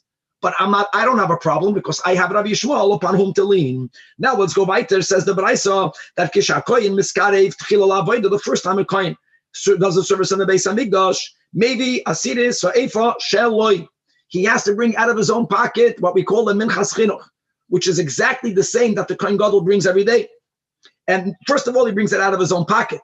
And number two, this will be the first time that this Kohen will do his own Avodah. V'oivda b'yadoi. He brings it himself. He doesn't give it out to anyone else. Echad Kohen Gadol, the Echad Kohen Hedyet, Sha'avdu. However, what happens if the Kohen Hedyet did an Avodah before bringing his Minchas Chinuch? Or if a Kohen Gadol did an Avodah on any day before bringing his own Chavite Kohen Gadol, what will be the status of that Avodah? So here it depends on the Girsa. Our version is that the Braisa says Avidosam Ksheira, and here the Gra, the Hagoy Sagra says no, Avidosam Psula. Weiter. Says the Gemara that Rav Mana Boye Meimar, Rav Mana wanted to say that if Boy Bayoim Sheniskarev Tchilal Avodah, if the same day that this Kohen Hedyet was offered, was allowed to do the Avodah, if they then appointed him to be the Kohen Gadol, that means he didn't go from being a Kohen that did not do the Avodah to doing the Avodah to then being upgraded. Lechatchila, he was made into a Kohen Gadol. That boy Bayom, this man Aliyah is Kohen Gadol. He can't bring only one. He has to bring two. He has to bring the normal Minchas Chinuch and the Chavite Kohen Gadol. Maybe Shtayim Achas Lechinuchai, the Achas Lechoivas Hayoim. Now that we are speaking about this Mincha, and the pasuk in Parshat Tzav says regarding this flour offering, it says like this: Al machavas b'shemen teyasa. It is made. It's made on a machvas. It's made on a griddle. It's made on a frying pan with oil. Now I know that frying and baking are two different acts, but here they're going to be called the same baking. So the pasuk says that it's baked or fried on a girdle. Then it says mur beches. It's scalded. That means that they would throw burning hot water on it. Then it says tufine minchas pitim. Now tufine means baked. So the seder of the pasuk is first it's fried and cooked, scalded, and then it's going to be baked. Really, is that the order? That's subject to our machlokes. So when it says the words tufine baked, so says the Gemara that the shas hava'a tufine, we only baked it during the daytime, during the time that you are allowed to actually offer it. Ve'ein b'shachris tufine. Shachris doesn't mean morning. Shachris means that they woke up in the Beis Hamikdash pre-dawn to do certain preliminary avodas. You are not allowed to begin preparing it at a time that you can't offer it. Frag the Gemara Ayva Hataninon, but we learned in Masechtas Tamid that he'emidu oiseh chavitin lasois chavitin, that the kohen that was designated to prepare the chavitin was woken up pre-dawn to prepare it. So the Gemara clarifies, no, that wasn't to actually begin scalding it. That wasn't actually to begin preparing it. It was only lasois chamin liravucha. One of the steps was they poured boiling hot water on the flour to scald it. The water was allowed to be warmed pre-dawn, for which they woke him up earlier than Alois HaShachar, but the scalding it itself, the frying it itself, the baking it itself was only done b'shas you are allowed to bring it. When was it done? Tufine. So here we have a machlokes amayroim. Rabbi Yasa says the name of Rabbi Chanina, first mitagna, first they would fry it, and then they would bake it. And this appears to be following the seder of the pasuk. However, Rav Acha b'shem Rav Chanina says, no, first they would bake it, and only then would they fry it. Says the Gemara that this machlokes amayroim, right, is a machlokes tanoim. Now we're quoting a Brais. Tufine taiches, the Tanakama te'afena no, that when you bake it, it should already be partially cooked. Partially cooked means, like the Seder HaPasik, that it's al machbas bashem teyosena. Al machbas here also means partially cooked. Rebbe says no, that the words to fine means te'ofeno no. You bake it while it's still beautiful. Once you start scalding and frying flour, it doesn't look pretty. Fakert, the word to fine means that you first bake it while it's still attractive, and only then do you do the frying. Rab Doisa says that the words te'ofeno means riba. You should bake it twice. Fakert, you fry it before, then you bake it, and then you fry it again. So now the Gemara says, now that we quoted the Baraisa, now you see that the Machlekes Amoraim is the Machlekes Tanoim. That Asyon Elaine Palgavasa, Kehinan Palgavasa, Man the Omar, the Tana that says Teofeno No'o. According to that comes the Amoid, and it says that first Oifa and then Metagno, because it looks more attractive before it's fried at all. The Man the Omar in the Baraisa that teaches the words Tufine as Teofeno No, you bake it while it's already partially cooked, which means it's partially fried and scalded. That will be based on that Tana, will be the Amoida, Command Omar, Mitagna, Varcharkach, Oifo. And now says the Gemara that Loi Soif Davar Shemeis, when we are saying that if a Kohen Gadol dies and they appoint a new Kohen Gadol, right, so the new Kohen Gadol has to bring an entire Isaroin, even though he only offers half because the morning half was brought by the prior Kohen Gadol. This is not only true if the first Kohen Gadol actually passed away, but if the first Kohen Gadol became invalidated, and now you have to appoint a secondary Kohen Gadol, the same halacha applies. However, the Gemara has a doubt. How disqualified must the first Kohen Gadol be for us to say that his replacement has to bring a new entire Risadan, and the original Kohen Gadol's other half cannot be brought on today? Is it only afilu nitma? Nitma is a temporary disqualification. Do we say that if the original Kohen Gadol is only Tameh, so you only have to have him replaced until he becomes star, even then will the new Kohen Gadol have to bring out of the new Kohen Gadol's pocket an entire Risadan? We may not use the half of the first Kohen Gadol, or is it only, not afilu, or is it only nitcha, mimum, or is it only if the Kohen Gadol is completely pushed aside from being a Kohen because he has a permanent blemish, then we say it's as if he passed away, and the new Kohen Gadol cannot bring the second half of the original one. Which one is it? So the Gemara says that Tani, Rabbi Yehuda bar Pazi, from the city of Bar Deloya, that va'afilu nitcha mimum, that it's only ki'ilu. If he has a permanent blemish, so the original Kohen Gadol will never come back to do the avodah. There is where we say that the new replacement has to bring an entire risadan. That even though today you have half from the first one, it may not be brought. But if the Kohen Gadol became Tameh, yes, he has a replacement only until when he becomes Tar. So then the new Kohen Gadol, who's only temporarily a Kohen Gadol, he is allowed to use, and he should use the second half of the original Kohen Gadol's chavitim for that day. Says the Gemara, Minayin l'Kohen Gadol, shemeis v'lei minu, achar tachtav, which is the case of our Mishnah.